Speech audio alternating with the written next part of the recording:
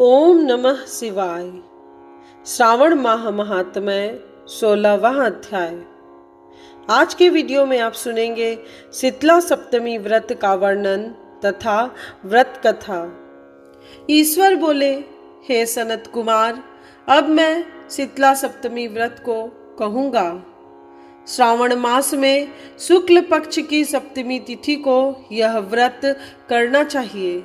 सबसे पहले दीवार पर एक वापी का आकार बनाकर अशरीरी संज्ञक दिव्य रूप वाले 7 जल देवताओं, 2 बालकों से युक्त पुरुष संज्ञक नारी, 1 घोड़ा, 1 वृषभ तथा नरवाहन सहित 1 पालकी भी उसी पर बना दें। इसके बाद उपचारों से 7 जल देवताओं की पूजा होनी चाहिए। इस व्रत के साधन में ककड़ी और दधी ओदन का नैवेद्य अर्पित करना चाहिए। उसके बाद नैवेद्य के पदार्थों में से ब्राह्मण को वायन देना चाहिए। इस प्रकार 7 वर्ष तक इस व्रत को करने के बाद उद्यापन करना चाहिए। इस व्रत में प्रत्येक वर्ष 7 सुवासिनियों को भोजन कराना चाहिए। जल देवताओं की प्रतिमाएं एक सुवर्ण पात्र में रखकर बालकों सहित 1 दिन पहले सायंकाल में भक्तिपूर्वक उनकी पूजा करनी चाहिए। प्रातःकाल पहले ग्रह होम करके देवताओं के निमित्त चरु से होम करना चाहिए। जिसने पहले इस व्रत को किया और उसे जो फल प्राप्त हुआ उसे आप सुने। सौराष्ट्र देश में शोभन नामक एक नगर था। उसमें सभी धर्मों के प्रति निष्ठा रखने वाला एक साहूकार रहता था। उसने जल रहित एक अत्यंत निर्जन वन में बहुत पैसा खर्च करके शुभ तथा मनोहर सीढ़ियों से युक्त पशुओं को जल पिलाने के लिए सरलता से उतरने चढ़ने योग्य दृढ़ पत्थरों से बंधी हुई तथा लंबे समय तक टिकने वाली एक बावली बनवाई। उस बावली के चारों ओर थके राहगीरों के विश्राम के लिए अनेक प्रकार के वृक्षों से शोभायमान एक बाग लगवाया। लेकिन वह बावली सूखी ही रह गई और उसमें एक बूंद पानी नहीं आया। साहूकार सोचने लगा कि मेरा प्रयास व्यर्थ हो गया और व्यर्थ ही धन खर्च किया। इसी चिंता में विचार करता हुआ वह साहूकार रात में वहीं सो गया। तब रात्रि में उसके स्वप्न में जल देवता आए और उन्होंने कहा कि हे धनद, जल के आने का उपाय तुम सुनो। यदि तुम हम लोगों के लिए आदर पूर्वक अपने पौत्र की बलि दो तो उसी समय तुम्हारी यह बावली जल से भर जाएगी। यह सपना देख साहूकार ने सुबह अपने पुत्र को बताया। उसके पुत्र का नाम द्रविड़ था और वह भी धर्म कर्म में आस्था रखने वाला था। वह कहने लगा, आप मुझ जैसे पुत्र के पिता हैं। यह धर्म का कार्य है, इसमें आपको ज्यादा विचार ही नहीं करना चाहिए। यह धर्म ही है जो स्थिर रहेगा और पुत्र आदि सब नश्वर हैं। अल्प मूल्य से महान वस्तु प्राप्त हो रही है, अतः यह क्रय अति दुर्लभ है। इसमें लाभ ही लाभ है।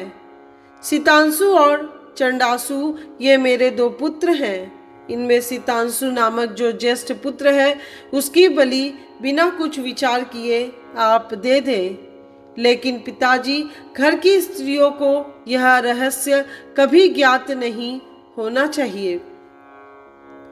उसका उपाय ये है कि इस समय मेरी पत्नी गर्भ से है और उसका प्रसव काल भी निकट है, जिसके लिए वह अपने पिता के घर जाने वाली है।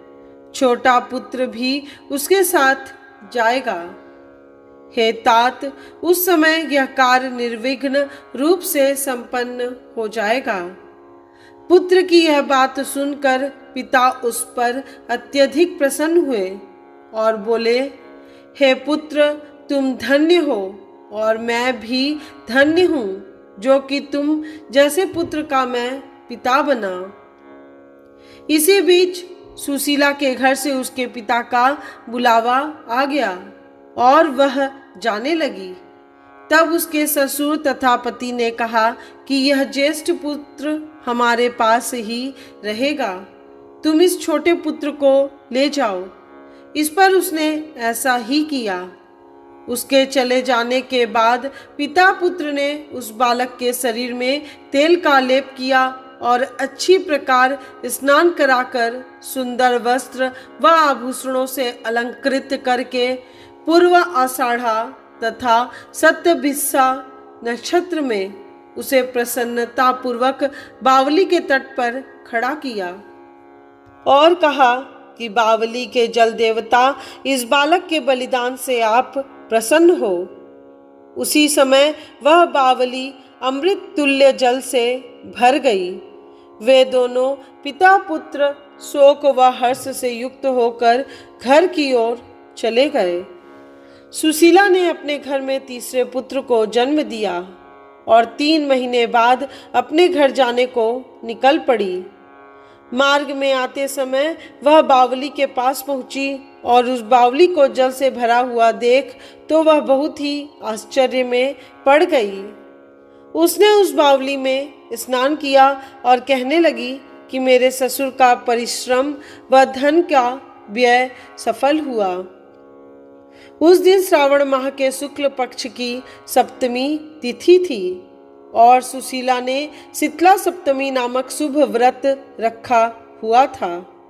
उसने वहीं पर चावल पकाए और दही भी ले आई। इसके बाद जल देवताओं का विधिवत पूजन करके दही भात तथा ककड़ी फल का नैवेद्य अर्पण किया तथा ब्राह्मणों को वायन देकर साथ के लोगों के साथ मिलकर उसी नैवेद्य अन्न का भोजन किया। उस स्थान से सुशीला का ग्राम 1 योजन की दूरी पर स्थित था। कुछ समय बाद वह सुंदर पालकी में बैठ दोनों पुत्रों के साथ वहां से चल पड़ी। तब वे जल देवता कहने लगे कि हमें इसका पुत्र जीवित करके इसे वापस करना चाहिए, क्योंकि इसने हमारा व्रत किया है। साथ ही यह उत्तम बुद्धि रखने वाली स्त्री है। इस व्रत के प्रभाव से इसे नूतन पुत्र देना चाहिए। पहले उत्पन्न पुत्र को यदि हम ग्रहण किए रह गए तब हमारी प्रसन्नता का फल ही क्या है। आपस में ऐसा कहकर उन दयालु जल देवताओं ने बावली में से उसके पुत्र को बाहर निकालकर माता को दिखा दिया और फिर उसे विदा किया। बाहर निकलकर वह पुत्र माता माता पुकारता हुआ अपनी माता के पीछे दौड़ पड़ा। अपने पुत्र का शब्द सुनकर उसने पीछे मुड़कर देखा। वहां अपने पुत्र को देखकर वह मन ही मन बहुत चकित हुई। उसे अपनी गोद में बिठाकर उसने उसका माथा सूंघा, किंतु यह डर जाएगा इस विचार से उसने पुत्र से कुछ नहीं पूछा। वह अपने मन में सोचने लगी, यदि इसे चोर उठा लाए तो यह आभूषणों से युक्त कैसे हो सकता है, और यदि पिशाचों ने इसे पकड़ लिया था तो दोबारा छोड़ क्यों दिया। घर में संबंधी जन तो चिंता के समुद्र में डूबे होंगे। इस प्रकार सुशीला सोचती हुई वह नगर के द्वार पे आ गई।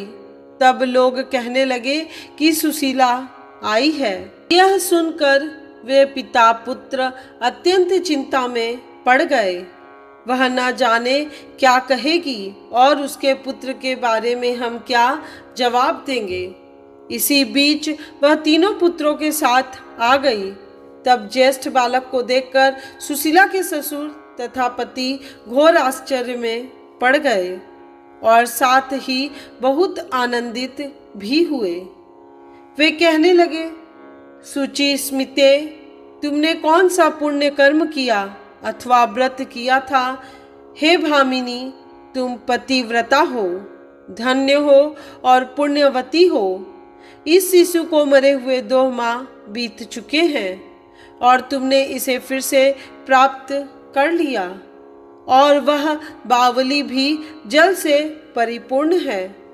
तुम एक पुत्र के साथ अपने पिता के घर गई थी, लेकिन वापसी 3 पुत्रों के साथ आई हो। हे सुभ्रु, तुमने तो कुल का उद्धार कर दिया। हे सुभानने, मैं तुम्हारी कितनी प्रशंसा करूं। इस प्रकार ससुर ने उसकी प्रशंसा की। पति ने उसे प्रेम पूर्वक देखा और सास ने उसे आनंदित किया। इसके बाद उसने मार्ग के पुण्य का समस्त वृत्तांत सुनाया। अंत में उन सभी ने मनोवांछित सुखों का उपभोग करके बहुत आनंद प्राप्त किया। हे वत्स, मैंने इस शीतला सप्तमी व्रत को आपसे कह दिया। इस व्रत में दधी, ओदन शीतल, ककड़ी का फल शीतल और बावली का जल भी शीतल होता है तथा इसके देवता भी शीतल होते हैं। अतः शीतला सप्तमी का व्रत करने वाले 3 प्रकार के तापों के संताप से शीतल हो जाते हैं। इसी कारण से यह सप्तमी शीतला सप्तमी इस यथार्थ नाम वाली है। इस प्रकार श्री स्कंद पुराण के अंतर्गत ईश्वर सनत कुमार संवाद में श्रावण मास महात्म्य में शीतला सप्तमी व्रत कथन नामक 16वां अध्याय पूर्ण हुआ। श्रावण माह महात्म्य 17वां अध्याय इस चैनल के अगले वीडियो में जरूर सुनिए, जिसमें श्रावण मास की अष्टमी को देवी पवित्रारोपण, पवित्र निर्माण विधि तथा नवमी के कृत्य का वर्णन किया गया है। रोज ऐसे ही पौराणिक कथाओं का लाभ उठाने हेतु इस चैनल को सब्सक्राइब कीजिए। साथ ही कमेंट बॉक्स में ओम नमः शिवाय जरूर लिखिएगा।